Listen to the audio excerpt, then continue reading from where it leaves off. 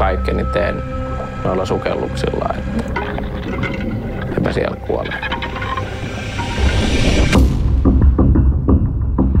Norjan reissuun lähdettiin oikeastaan sillä ajatuksella, että meidän oli tarkoitus mennä kuvaamaan se reitti läpi, se syvä osuus, koska sitä ei ole kuvattu koskaan aikaisemmin.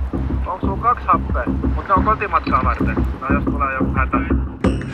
Ihan hyvillä fiiliksillä oltiin lähdössä liikenteeseen.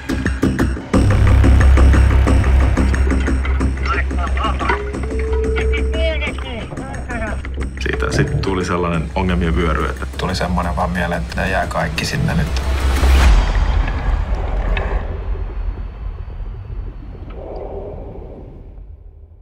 Kaksi suomalaismiestä on kuollut sukellusonnettomuudessa Pohjois-Norjassa.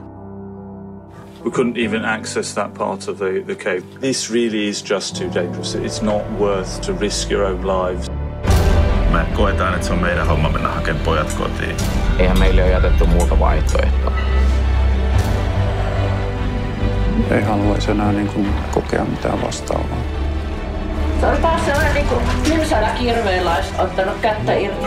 Tuli semmoinen hetki, että tämä menee aivan vituiksi koko homma. Jos itselle sattuu jotain, niin miten perheelle käy? Ei me vaan voida jättää niitä jätkiä sinne luolaan.